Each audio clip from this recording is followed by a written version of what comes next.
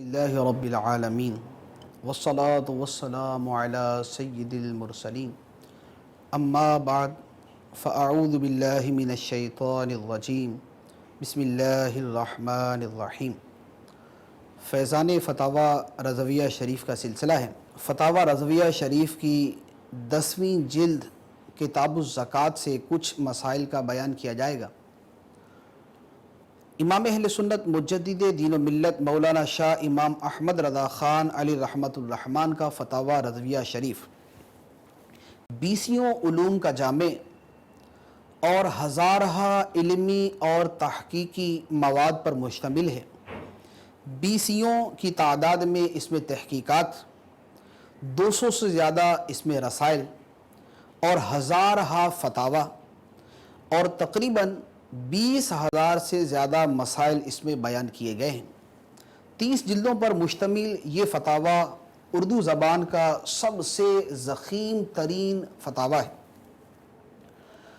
اعلیٰ حضرت علیہ الرحمہ کے فتاوی رضویہ شریف کی ایک بہت بڑی خصوصیت یہ ہے کہ اصول فتویٰ یعنی وہ اصول کے جن کو سامنے رکھ کر فتویٰ لکھا جاتا ہے، اور اسلامی عظیم فقہا نے آج تک فتویٰ لکھنے کے جو اصول مرتب فرمائے ہیں، فتاوی رضویہ شریف ان تمام اصولوں پر مشتمل اور ان کو اس قدر کثرت کے ساتھ استعمال کیا ہے کہ اگر کسی شخص کو فتویٰ لکھنے کے اصول سیکھنا ہو تو جو بنیادی اہلیت اور صلاحیت فتویٰ نویسی کے لیے چاہیے، اس کے بعد اگر وہ فتاوی رضویہ شریف کا بغور مطالعہ کرتا ہے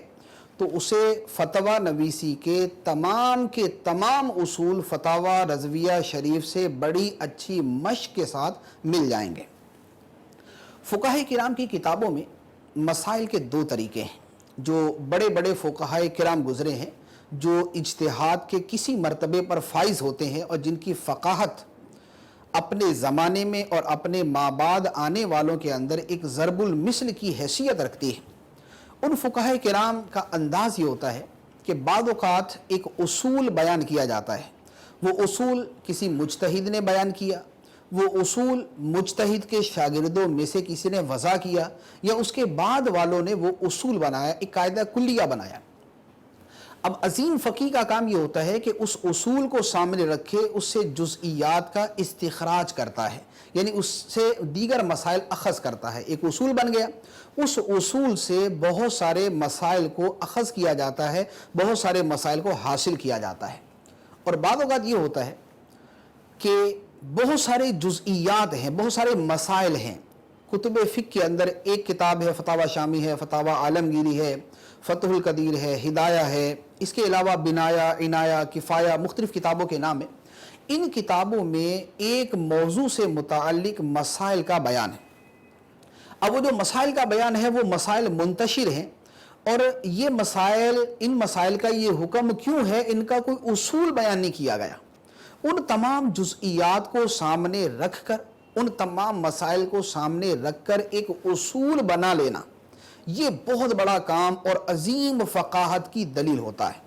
اعلیٰ حضرت علیہ الرحمہ کے فتاوی میں یہ دونوں چیزیں بکثرت موجود ہیں کہ اعلیٰ حضرت علیہ الرحمہ ایک اصول بیان فرماتے ہیں، اس اصول سے جو مسائل نکالے جا سکتے ہیں، اس اصول کو سامنے رکھ کے جو مسائل حاصل کیے جا سکتے ہیں، اعلیٰ حضرت علیہ الرحمہ ایک اصول سے فتاوی رضویہ شریف کی 30 جلدوں میں ان مسائل کو بیان فرماتے ہیں۔ پہلی جلد میں، دوسری میں، نماز میں، روزے میں، حج میں، زکوٰۃ میں، تجارت میں، اجارے میں، دیگر مسائل کے اندر بار بار اس اصول کو بیان کیا جاتا ہے اور اس اصول سے مسائل کو حاصل کیا جاتا ہے۔ اور اسی طرح ایک بہت بڑی چیز فتاوی رضویہ شریف میں یہ بھی ہے کہ بعض اوقات ایک مسئلے کے ایک موضوع سے متعلق بہت سارے مسائل، ان مسائل کا ایسا اصول بنا دیا جائے کہ اگر کوئی شخص ان اصولوں کو یاد کر لے، ان اصولوں کو سمجھ لے، تو ان اصولوں کی وجہ سے ہزاروں نت نئے پیش آنے والے مسائل کو حل کر سکے۔ چنانچہ فتاوی رضویہ شریف میں اس کی 20 مثالیں ہیں۔ بکثرت رسائل فتاوی رضویہ شریف کے ایسے ہیں کہ وہاں پر مسائل کو اعلیٰ حضرت نے جمع کیا، پھر ان کا ایک اصول بنا دیا، اور اصول بیان کر کے اعلیٰ حضرت علیہ الرحمہ فرماتے ہیں کہ اگر اس اصول کو اچھی طرح سمجھ لیا جائے اور مختلف مثالوں کو اس پر منطبق کرنے کی کوشش کی جائے تو اگر وہ اصول اچھی طرح منضبط ہو جائے، اچھی طرح یاد ہو جائے، اس کا نتیجہ یہ نکلے گا کہ وہ اصول سمجھنے والا ہزاروں مسائل کا حکم صرف اس ایک اصول کی وجہ سے سمجھ سکتا ہے۔ تو اس کی مثالیں انشاءاللہ عز و جل ہم اپنے مختلف سلسلوں کے اندر بیان کریں گے۔ یہاں پر کتاب الزکوٰۃ میں فتاوی رضویہ شریف 10ویں جلد کتاب الزکوٰۃ، اس میں بہت سارے رسائل ہیں۔ زکوٰۃ کے بارے میں اس کے اندر 5 رسائل ہیں، دیگر رسائل بھی ہیں، زکوٰۃ کے بارے میں 5 رسائل۔ اس میں پہلا رسالہ ہے تجلی المشکات، تجلی المشکات لی اناری اسئلۃ الزکوٰۃ، جس کا معنی یہ بنتا ہے کہ زکوٰۃ کے مسائل کو واضح کرنے کے لیے چراغ کی چمک۔ یہ سوال یہاں پر ایک بہت عظیم ہستی نے اعلیٰ حضرت علیہ رحمہ سے سوال کیا۔ سوال بھیجنے والے ہیں حضرت سید حسین حیدر میاں دامت برکاتہم العالیہ۔ یہ اعلیٰ حضرت علیہ رحمہ کے پیر خانے یعنی مارہرہ شریف کے ساتھ ان کا تعلق۔ انہوں نے چند سوالات بھیجے، جو سوالات انتہائی اہم، مفید، عام طور پر پیش آنے والے، اور ان میں بہت سارے جزئیات وہ یعنی بہت ساری صورتیں وہ کہ جن کے بارے میں علماء اور عوام پریشان ہوتے ہیں کہ ان کا کیا حکم ہے۔ اعلیٰ حضرت علیہ رحمہ نے ان اصولوں کی روشنی، ان کے اصول بنائے اور اصولوں کی روشنی میں ان سوالوں کا جواب دیا۔ پہلا سوال یہ تھا، سائل فرماتے ہیں کہ کیا فرماتے ہیں علماء دین و مفتیان شرع متین لطف اللہ بہم اجمعین، ان مسائل میں زکوٰۃ بتدریج دی جائے یا یک مشت دینے میں کیا نقصان ہے؟ جیسے مثال کے طور پہ کسی شخص پہ 10,000 روپے زکوٰۃ لازم ہوئی، اب یہ 10,000 کی رقم یک مشت یعنی پوری کی پوری دے دے گا، یا اسے یہ بھی اجازت ہے کہ 1,000 روپے آج دے دیا، 1,000 روپے 10 دن کے بعد دے دے، 500 روپے پھر دے دے، یعنی یوں بتدریج تھوڑی تھوڑی کر کے ادا کر دیں۔ یہ سوال ہے، اس کے بارے میں اعلیٰ حضرت علیہ رحمہ نے اس کی 2 صورتیں بیان فرمائیں۔ ارشاد فرماتے ہیں کہ اگر زکوٰۃ پیشگی ادا کرتا ہے، یعنی ہنوز حولان حول نہ ہوا کہ وجوب ادا ہو جاتا، خواہ یوں کہ ابھی نصاب نامی فارغ عن الحوائج کا مالک ہوئے سال تمام نہ ہوا، یا یوں کہ سال گزشتہ کی دے چکا ہے اور سال رواں ہنوز ختم پر نہ آیا، تو جب تک انتہائے سال نہ ہو بلا شبہ تفریق و تدریج کا اختیار کامل رکھتا ہے، جس میں اصلاً کوئی نقصان نہیں کہ حولان حول سے پہلے زکوٰۃ واجب الادا نہیں ہوتی۔ تو ابھی شرع اس سے تقاضا ہی نہیں فرماتی، یک مشت دینے کا مطالبہ کہاں سے ہوگا؟ یہ پیشگی دینا تبرع ہے، ولا جبرا علی المتبرع وہذا ظاہر جدا۔ اور اگر سال گزر گیا اور زکوٰۃ واجب الادا ہو چکی تو اب تفریق و تدریج ممنوع ہوگی، بلکہ فوراً تمام و کمال زر واجب الادا ادا کرے کہ مذہب صحیح و معتمد و مفتہ پر ادائے زکوٰۃ کا وجوب فوری ہے، جس میں تاخیر باعث گناہ۔ ہمارے ائمہ ثلاثہ رضی اللہ تعالی عنہم سے اس کی تصریح ثابت۔ یہ خلاصہ کلام اعلیٰ حضرت علیہ رحمہ کے فتوے کا۔ اس کے بعد اعلیٰ حضرت علیہ رحمہ نے اس پر حوالے بیان کیے، مختلف کتابوں سے بیان فرمایا کہ یہ مسئلہ فلاں کتاب میں بھی لکھا ہے، فلاں میں بھی لکھا ہے، فلاں میں بھی لکھا ہے۔ جو خلاصہ کلام اس مسئلے کا ہوا وہ میں عرض کرتا ہوں، اور اس کے حوالے سے اپنے اوپر بھی غور کر لینا چاہیے کہ بعض اوقات مسئلے سے لا علمی کی وجہ سے اس گناہ میں بھی لوگ مبتلا ہوتے ہیں۔ مسئلہ کیا ہوا کہ زکوٰۃ فوری طور پہ ادا کی جائے یا تھوڑی تھوڑی کر کے دے دی جائے، اس میں 2 صورتیں ہیں۔ ایک یہ ہے کہ مثال کے طور پہ یکم رمضان المبارک کو کوئی شخص نصاب کا مالک ہوا، یعنی اتنی مقدار رقم کا یا مال تجارت کا یا سونے کا یا چاندی کا مالک ہوا کہ جس پر زکوٰۃ لازم ہو جاتی۔ تو اب یہاں ہم اس کو 2 حصوں میں تقسیم کرتے ہیں۔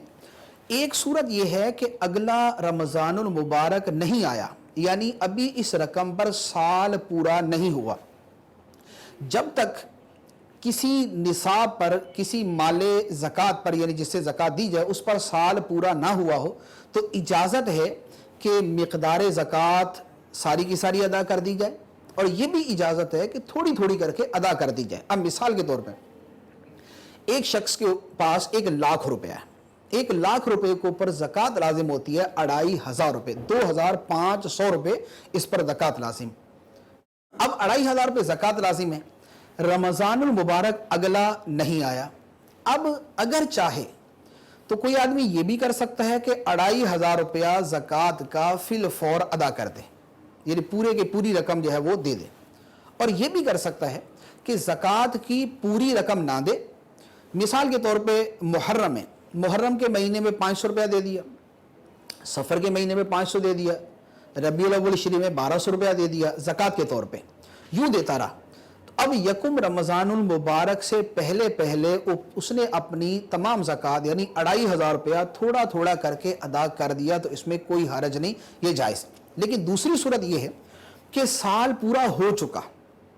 यकुम रमज़ानुल मुबारक आ चुका, अब इसके माल पर साल गुजर गया, अब इस पे ज़कात फ़र्ज़ हो गई। जब ज़कात एक मरतबा फ़र्ज़ हो चुकी, अब उसके बाद इसे इजाज़त नहीं है कि मिसाल के तौर पे यकुम रमज़ान को 500 रुपया दे दिया और 10 रमज़ानुल मुबारक आया तो मज़ीद 500 रुपया दे दिया, 15 रमज़ान को मज़ीद 500 रुपया दे दिया, ईद वाले दिन जो बकिया ज़कात बनती थी वो अदा कर दी, यानी तदरीजन तफरीक करके थोड़ा थोड़ा करके जो देना है, अब इसकी इजाज़त नहीं। तो मसले की दो सूरतें बनी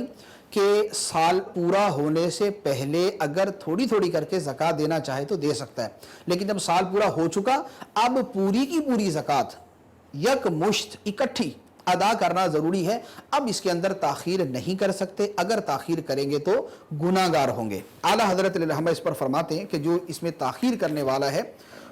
आइमा फरमाते हैं कि उसकी गवाही मरदूद है और वो गुनाहगार है। उसके बाद फतावा रज़विया शरीफ में एक और अहम खुसूसियत जो फतावा रज़विया शरीफ के कई फतावा में हमें नज़र आती है, जैसे यहाँ पर ये मसला ये पूछा गया है कि ज़कात जब लाजिम हो जाए तो ज़कात लाजिम होने के बाद उसको यकमुश्त अदा करना ज़रूरी है और सुस्ती करना, ताख़ीर करना ये दुरुस्त नहीं। आला हज़रत रहमा के फतावा रज़विया शरीफ में एक खुसूसियत ये है कि आला हज़रत सिर्फ फतवा नहीं देते और सिर्फ मसला बयान नहीं करते, बल्कि मसले के मुताल्लिक अगर साइल को, सवाल करने वाले को कोई नसीहत की जा सकती है, कोई नेकी की दावत दी जा सकती है, कोई बुजुर्गान दीन का वाक़या बयान किया जा सकता है, कोई उसके सामने तरगीब की शय बयान की जा सकती है, तो आला हज़रत रहमा उसका भी बयान फरमाते। चुनाचे यहाँ पर आला हज़रत रहमा फरमाते कि ताख़ीर, ज़कात की अदायगी में ताख़ीर नहीं करनी चाहिए। क्यों? वजह ये बयान फरमाते हैं कि नफ्स पर एतमाद किसे है। एक आदमी पर ज़कात लाजिम है, उसने सुस्ती की, करता रहा, काफ़ी अरसा गुजर गया, अगली ज़कात भी लाजिम हो गई, फिर कहा चलो अगले साल दे दूंगा, यूँ ताख़ीर करता रहा। तो आला हज़रत फरमाते हैं कि नफ्स पर एतमाद किसे है। फ़इन्न शैतान यजरी मिनल इंसानी मजरद दम, कि शैतान इंसान में खून की तरह गर्दिश करता है, मुमकिन है कि शैतान बहका दे और आज जो क़स्द अदा है कल ये भी ना रहे। इसके बाद आला हज़रत रहमान ने एक बड़ा प्यारा वाक़या बयान फरमाया। फरमाते हैं सैयदुना व इब्न सैयदुना इमाम इब्नुल इमाम करीम इब्नुल किराम हज़रत इमाम मोहम्मद बाक़िर रज़ियल्लाहु ताला अन्हो ने एक क़बाए नफीस बनवाई, तहारत खाने में तशरीफ़ ले गए, वहाँ ख्याल आया कि इसे राह खुदा में दीजिए। फ़ौरन खादिम को आवाज़ दी, यानी वहीं तहारत खाने से खादिम को आवाज़ दी। खादिम करीब दीवार हाजिर हुआ, हुजूर ने यानी इमाम बाकिर रज़ियल्लाहु ताला अन्हो ने क़बाए मुअल्ला उतार कर दी कि फ़लाँ मुहताज को दिया। जब बाहर रौनक अफरोज़ हुए, तहारत खाने से बाहर तशरीफ़ लाए, खादिम ने अर्ज़ की कि इस दर्जा ताजील यानी जल्दी करने की वजह क्या थी। फरमाया क्या मालूम था कि बाहर आते आते नीयत में फ़र्क आ जाता। सुबहान अल्लाह, ये उनकी एहतियात है जो इन्ना इबादी लैसा लका अलैहिम सुल्तान, यानी बिलाशुबा मेरे बंदों पर तेरी हुकूमत नहीं चलेगी कि आगोश में पले, और इन्नमा युरीदुल्लाहु लियुज़हिबा अन्कुमुर रिज्सा अहलल बैति व युतहिरकुम ततहीरा के दरिया में नहाए धुले یعنی جن کے بارے میں اللہ نے فرمایا کہ اللہ چاہتا ہے کہ اے اہل بیت نبوی تم سے پلیدی کو دور کرے اور تمہیں خوب پاک فرما دے، تو جن کی شان میں اللہ نے یہ آیتیں نازل فرمائی ہیں ان کی شان یہ ہے کہ وہ اتنی تاخیر برداشت نہیں کرتے اور اپنے اوپر وہ یہ وسوسہ کرتے ہیں، اپنے اوپر اس بات کا اندیشہ کرتے ہیں کہ کہیں شیطان ہماری نیت میں تبدیلی نہ لا دے، تو فوراً اللہ کی راہ میں خرچ کرنے کے لیے وہ دے دیتے ہیں۔ پھر ہم، یعنی اب اعلیٰ حضرت فرماتے ہیں کہ پھر ہم کہ سخرائے دستے شیطان ہیں، شیطان کے ہاتھوں مسخر ہے کہ ہمیں جدھر چلانا چاہتا ہے چلا دیتا ہے، تو پھر ہم کہ سخرائے دستے شیطان ہیں، کس امید پر بے خوف و مطلق العنان ہیں۔ وحسبنا اللہ ونعم الوکیل ولا حول ولا قوت الا باللہ العلی العظیم۔ تو یہ اعلیٰ حضرت علیہ الرحمہ کا وہ امر بالمعروف، وہ نہی عن المنکر، وہ واضح نصیحت، وہ فتوے کے اندر امت کی خیر خواہی ہے کہ بار بار اس چیز کو بیان کرتے ہیں کہ جب شریعت ہمیں حکم دے رہی ہے کہ راہ خدا میں خرچ کرو تو اب اس میں تاخیر نہ کی جائے، جب کوئی شے ہمارے اوپر لازم ہو جائے تب اس میں تاخیر نہ کریں کہ شیطان کب ہماری نیت میں تبدیلی لا دے، جو ہمارے خون کے اندر اس طرح دوڑتا ہے جیسے ہمارے بدن میں خون دوڑتا ہے، تو شیطان کس وقت اپنا جال پھیلا کے ہمیں اس میں پھنسا لے، اس سے پہلے جب دل کے اندر ادائیگی کا قصد مصمم ہو جائے، پکا ارادہ ہو جائے، تو فوری طور پہ زکوٰۃ کو ادا کر دیا جائے۔ اس کے بعد اعلیٰ حضرت علیہ الرحمہ نے اسی رسالے کے اندر جو تجلی المشکات کے نام سے ہے، اس میں ایک اور اہم مسئلہ بیان فرمایا ہے۔ اس مسئلے پر اعلیٰ حضرت علیہ الرحمہ کی جو تحقیق ہے بطور خاص اس تحقیق کے حوالے سے بیان کرنا ہے۔ نفس مسئلہ واضح ہے، سوال کا خلاصہ یہ ہے کہ کیا سادات کرام کو زکوٰۃ دی جا سکتی ہے یا نہیں، سادات کرام کو زکوٰۃ دے سکتے یا نہیں۔ یہاں سادات کرام کا لفظ ہے، ورنہ یہ حکم تمام بنی ہاشم کے لیے ہے، یعنی سرکار صلی اللہ علیہ وسلم کی خالص اولاد کے لیے نہیں بلکہ بنی ہاشم کے لیے یہ حکم ہے۔ بنی ہاشم کون ہے، اس کی اعلیٰ حضرت علیہ الرحمہ نے وضاحت فرمائی۔ اعلیٰ حضرت اب اس سوال کے جواب میں ارشاد فرماتے ہیں، فرمایا اللہم ہدایت الحق والصواب، زکوٰۃ سادات کرام و سائر بنی ہاشم پر حرام قطعی ہے، جس کی حرمت پر ہمارے ائمہ ثلاثہ بلکہ ائمہ مذاہب اربع یعنی امام مالک، امام شافعی، امام احمد بن حنبل اور امام اعظم ابو حنیفہ رضی اللہ تعالی عنہم اجمعین کا اجماع قائم۔ امام شعرانی رحمۃ اللہ علیہ میزان میں فرماتے ہیں اتفق الائمۃ الاربعۃ علی تحریم صدقۃ المفروضۃ علی بنی ہاشم و بنی عبد المطلب وہم خمس بطون آل علی و آل العباس و آل جعفر و آل عقیل و آل الحارث بن عبد المطلب، ھذا من مسائل الاجماع والاتفاق۔ فرماتے ہیں کہ با اتفاق ائمہ اربعہ بنو ہاشم اور بنو عبد المطلب پر صدقہ فرضیہ حرام ہے۔ یہ کون ہے؟ یہ 5 خاندان ہیں، آل علی، آل عباس، آل جعفر، آل عقیل اور آل حارث بن عبد المطلب۔ اب یہ اعلیٰ حضرت علیہ الرحمہ نے ایک فتوے کا خلاصہ مسئلہ بیان کر دیا۔ اب چونکہ یہ جو مسئلہ ہے کہ سادات کرام یعنی سید زادوں کو زکوٰۃ نہیں دے سکتے، اس پر بعض لوگوں نے کلام کیا تھا اور اس کے بارے میں کوئی دلیل بھی بیان کی کہ سادات کرام بھی زکوٰۃ لے سکتے ہیں۔ اس پر اعلیٰ حضرت علیہ الرحمہ نے فقہ حنفی، احادیث مبارکہ، عظیم فقہا کے اقوال اور ائمہ اربعہ کو سامنے رکھ کر جو فتویٰ تحریر فرمایا ہے اس کی جامعیت کی طرف آپ نظر کیجئے۔ اعلیٰ حضرت علیہ الرحمہ کی عبارت پھر کتنی حدیثوں سے استدلال کیا، کتنے صحابہ کرام سے روایتیں بیان کی، کتنے فقہاء کرام کا بیان کیا، اور اس کے بعد ان کے کتنے جزئیات اور ان کے کتنے حوالے بیان کیے، اس کو آپ سامنے رکھیے۔ فرماتے ہیں اول تا آخر تمام متون مذہب قاطبتاً یعنی فقہ حنفی کی تمام جو متن کی کتابیں ہیں، جو مختصر کتابیں، ان تمام کی تمام کتابوں میں بے شذوذ شاذ، عامہ شروح معتمدہ و فتاوی مستندہ اس حکم پر ناطق اور حضور پرور سید السادات صلی اللہ تعالی علیہ وآلہ وسلم سے متواتر حدیثیں اس باب میں وارد۔ اس وقت جہاں تک فقیر کی نظر ہے، اب اعلیٰ حضرت علیہ الرحمہ کی فقاہت اور علمیت کو آپ دیکھیے۔ اعلیٰ حضرت فرماتے ہیں کہ اس وقت جہاں تک فقیر کی نظر ہے، 20 صحابہ کرام رضی اللہ تعالی عنہم سے اس مضمون کی حدیثیں حضور اقدس صلی اللہ علیہ وسلم سے مروی ہیں۔ اب اعلیٰ حضرت ایک تو اس صحابی کا نام بتاتے ہیں کہ جس نے اس مسئلے میں حدیث روایت کی کہ سادات کرام کو زکوٰۃ دینا حرام ہے، ان کو زکوٰۃ نہیں لگتی۔ پہلے صحابہ کرام کا نام لیا، پھر ہر صحابی سے کس کس محدث نے حدیث کو روایت کیا اس کو بیان کیا، اور بعض جگہ پر یہ بھی بیان کیا کہ حدیث کو کس طرح روایت کیا، حدیث صحیح کے طور پہ، حدیث حسن کے طور پہ، حدیث ضعیف کے طور پہ، حدیث مرسل کے طور پہ، حدیث مرفوع کے طور پہ، سند موقوف ہے، سند منقطع ہے، سند مقطوع ہے۔ ان تمام چیزوں کو سامنے رکھے اعلیٰ حضرت فرماتے ہیں، فرمایا کہ سیدنا امام حسن مجتبی رضی اللہ تعالی عنہ روا عنہ احمد والبخاری و مسلم، ان سے امام احمد، امام بخاری اور امام مسلم نے روایت کیا۔ نمبر 2، امام حسین روا احمد و ابن حبان و برجال ثقات، فرمایا کہ ان سے امام احمد اور امام ابن حبان نے ثقہ راویوں کے ذریعے روایت کیا۔ نمبر 3، حضرت سیدنا عبداللہ ابن عباس رضی اللہ عنہما فرماتے کہ روال امام الطحاوی والحاکم و ابو نعیم و ابن سعد فی الطبقات و ابو عبید القاسم ابن السلام فی کتاب الاموال و روا عنہ الطحاوی حدیثا آخر و طبرانی حدیثا ثالثا۔ یہ 3 روایتیں بیان کی کہ امام طحاوی، امام حاکم، امام ابو نعیم ابن سعد نے طبقات میں، ابو عبید قاسم بن سلام نے کتاب الاموال میں روایت کیا۔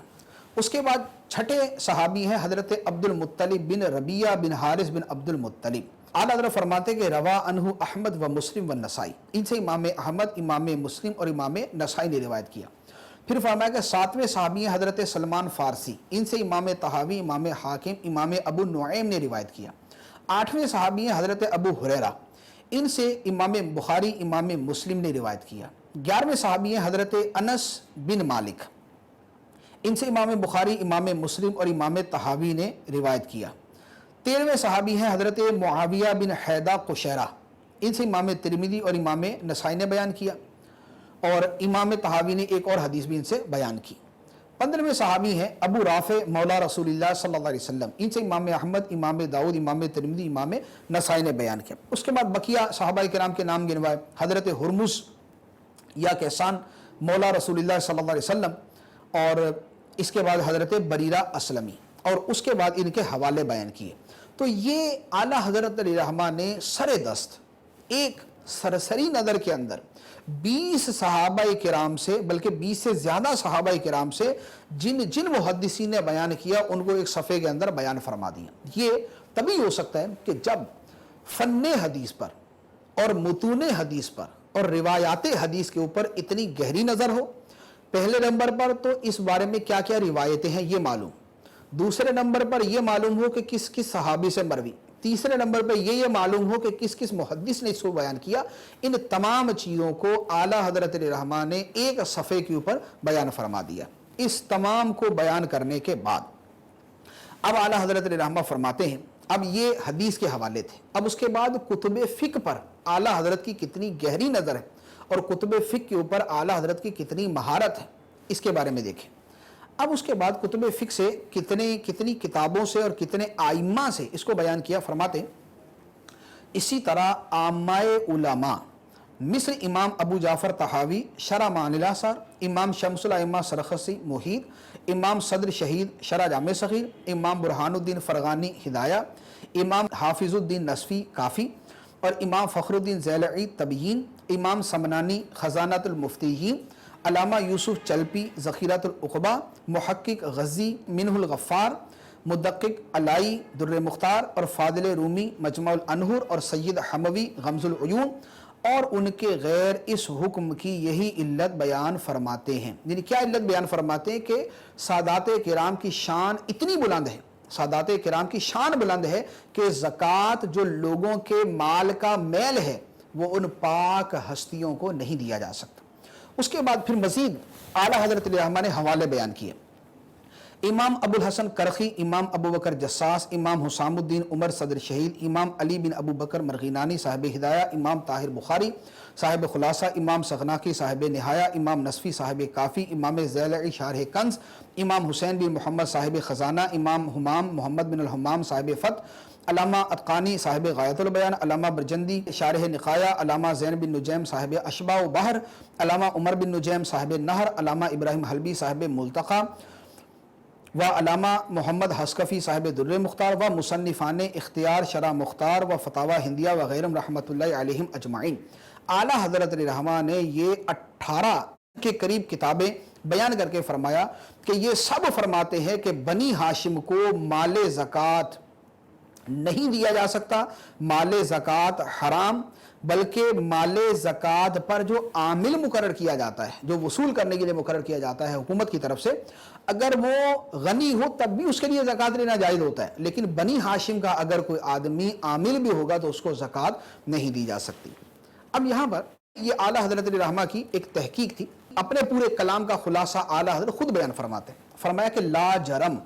یعنی لازمی طور پر ملاحظہ کیجئے کہ بکثرت علماء اصحاب متون و شروع و فتاوی اپنی تصانیف عظیمہ جلیلہ معتمدہ مثل قدوری و بدایہ و وافی و کنز و وقایہ و نقایہ و اصلاح و ملتقى و بدایہ و تنویر و کافی و شرح وقایہ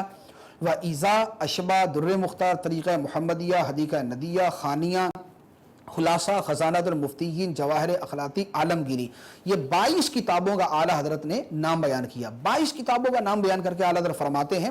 کہ ان تمام کتابوں میں اس بات کا نام و نشان نہیں ہے کہ سادات کرام زکوٰۃ لے سکتے ہیں، یعنی ان 22 بزرگوں نے یہ تو بیان کیا کہ زکوٰۃ بنی ہاشم کے لیے لینا حرام، یہ کسی نے بیان نہیں کیا کہ ان کسی روایت کے اندر بھی یہ آیا ہو کہ بنی ہاشم کے لیے زکوٰۃ لینا جائز۔ اور اس کے بعد اعلیٰ حضرت فرماتے ہیں کہ یہ 52 عبارتیں 52 عبارتیں اور 27 حدیثیں جن کی طرف فقیر نے اس تحریر میں اشارہ کیا، بحمد اللہ اس وقت فقیر کے پیش نظر ہیں، یعنی اعلیٰ حضرت رحمہ نے اپنے صرف ایک اپنا ذہن کا استحضار بیان کیا کہ اس وقت میری نظر کے اندر یہ ساری حدیثیں، یہ حافظہ، ذہانت، علوم کی جامعیت اور علوم کے اندر گہرائی ہے کہ ان تمام حدیثوں پر اور ان تمام کتابوں پر اور ان تمام روایتوں پر اعلیٰ حضرت رحمہ کی اتنی گہری نظر ہے، فرماتے ہیں کہ اس وقت فقیر کے پیش نظر ہیں سب کی نقل سے بخوف تطویل دستکشی کی، یعنی صرف اس لیے حوالے تو بیان کر دیے لیکن عبارتیں ساری کی ساری اس لیے بیان نہیں کی کہ فتویٰ بہت لمبا ہو جائے گا۔ تو یہ اعلیٰ حضرت رحمہ کی فقاہت ہے۔ اسی فتوے کے اندر اور بھی بہت سارے امور ہیں کہ جن کو اعلیٰ حضرت رحمہ نے بیان فرمایا، انشاءاللہ عز و جل یہ ہم آئندہ کے سلسلے کے اندر اس کو بیان کریں گے۔ اللہ عز و جل ہمیں ان احکام شرعیہ پر عمل کرنے کی توفیق عطا فرمائے اور فتاوی رضویہ کی فقاہت سے، اعلیٰ حضرت کی علمیہ سے ہمیں حصہ عطا فرمائے، آمین بجاہ النبی الامین صلی اللہ تعالی علیہ وسلم۔